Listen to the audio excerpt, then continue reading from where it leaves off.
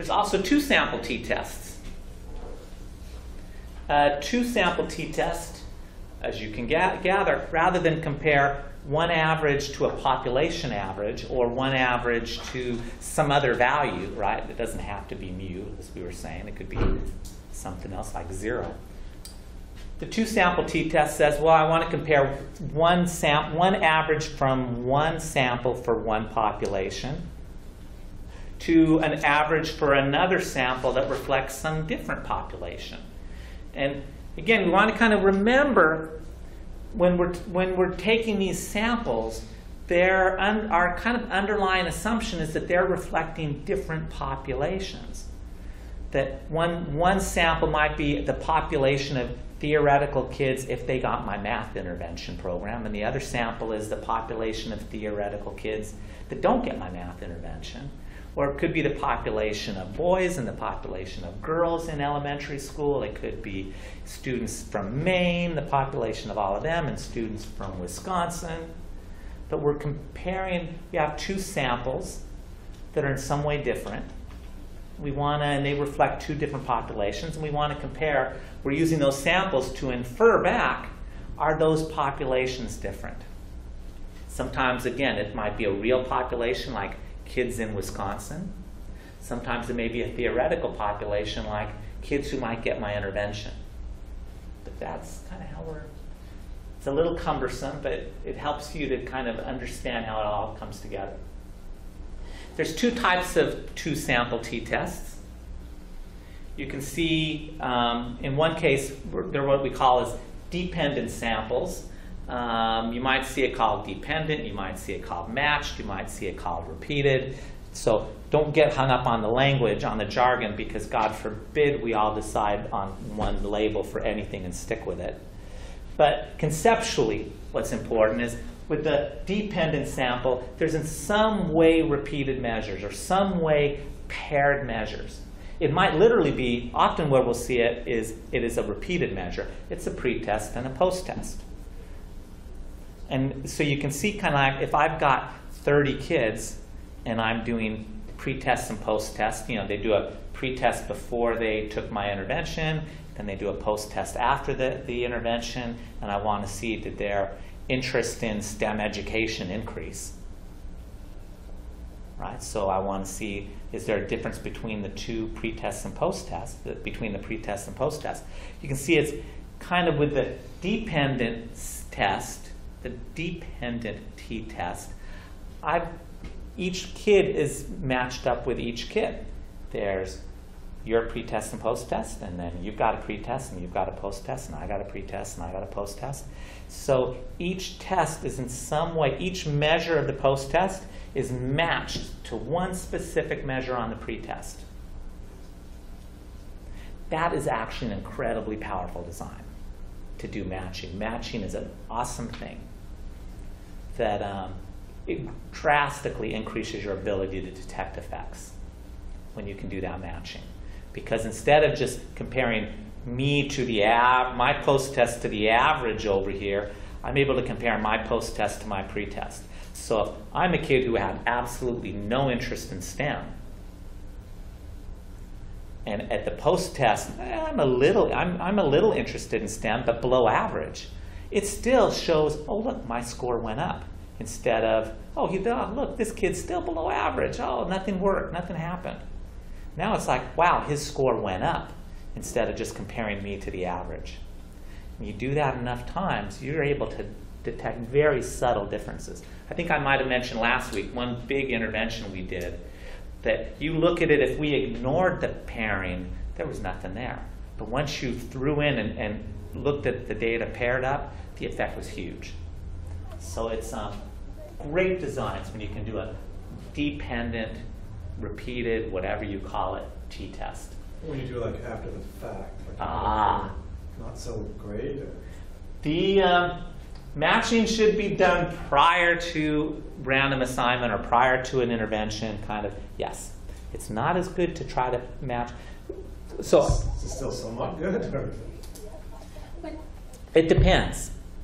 It depends. There is how it's, so one thing that you'll often see, let's say I'm doing an intervention out in some schools, And I don't have the ability to, in our intervention, what we did for particularly the new people, we had 43 schools, and we matched the schools based on all sorts of demographic characteristics, all sorts of prior testing, and we flipped a coin.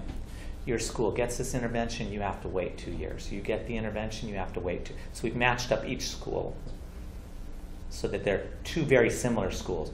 You guys are two awesome, high-achieving. Your kids all go to Ivy League schools. No one ever skips class. Your teachers love their jobs. And then you guys, you guys hate your, you know. So where you kind of see the comparison. And so we found, you know, so that was before, and then we randomized. So another thing that often happens is I just do my intervention with these schools.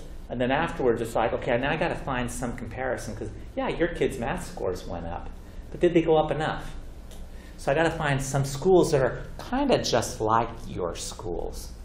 And I go through and I try to match them up and say, okay, this looks like your school did, so you try to pair them. That's post hoc matching. People do it a lot. And it's getting more, well, the downside.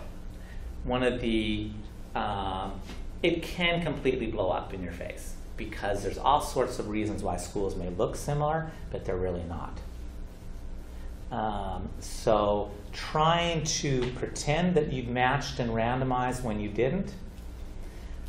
Case in point, Head Start. Back in the 60s, there were some studies looking at the effect of Head Start where they did post hoc matching.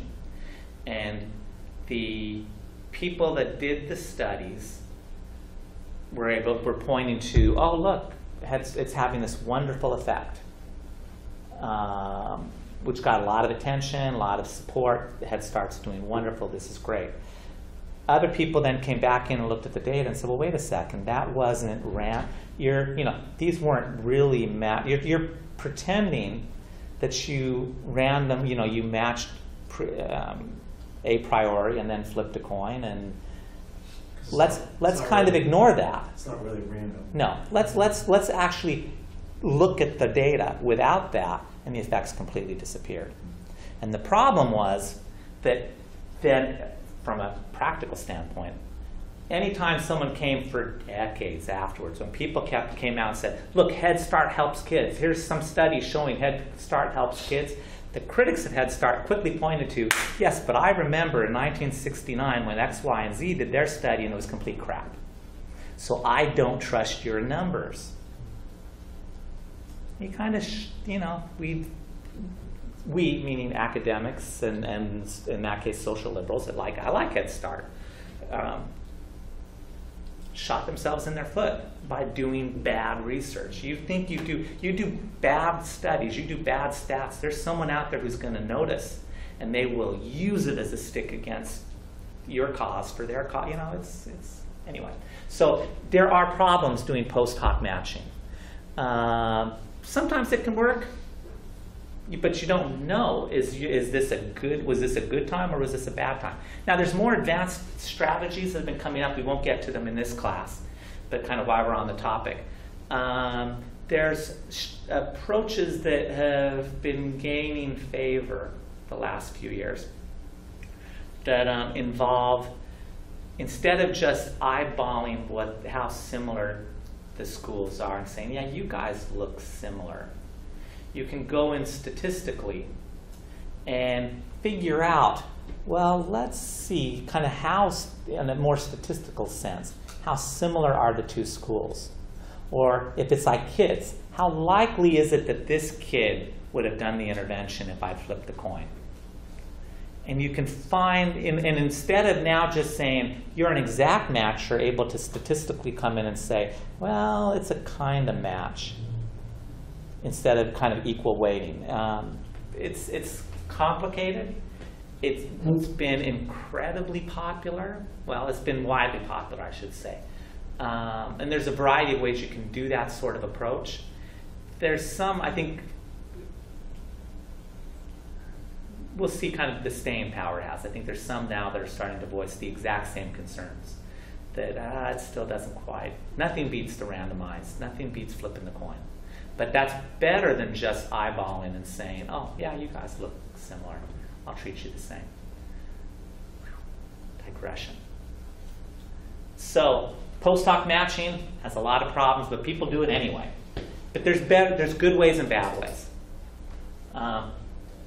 Propensity, what I was just talking about, I guess, so that you kind of, if you're reading something, propensity score matching is one of these stronger tools that people will use for doing. That's one label that it's called, is propensity score matching.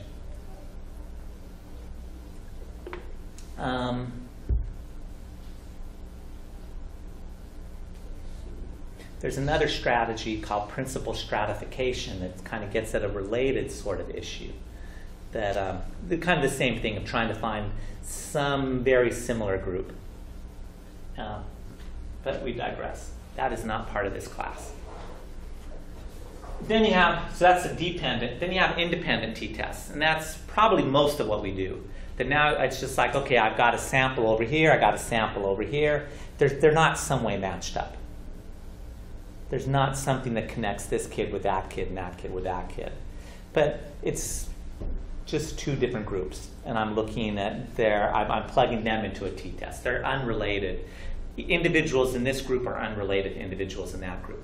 Now, for independent t-tests, because they're not matched one-to-one, you might have 30 kids in this group and 45 kids in that group because you don't have to worry about it. For the repeated measure, it'll be exactly the same number of pre-test, post-test because it's the same person 2 times.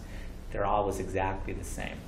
One other thing, when you think of the repeated, it doesn't have to actually be the same person repeated. It might be, I'm looking at mother-daughters or husbands and wives and asking them how they think about something. And so it's the husband and the wife and the husband and, that you've got some, but the key is there's something that connects one person here with one person there. Does the number of people taking the test have to be the same pre and post in order for it to qualify as repeated? Well, yeah, because if they've only got the post, then you can't look at their individual change, their difference between. This really comes down to, you end up doing a one sample t-test based on the difference between the pre and post test.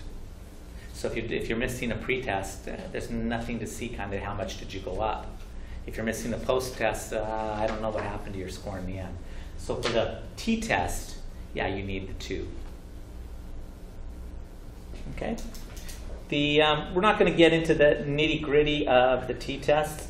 They operate exactly the same way. How big of a difference did I see?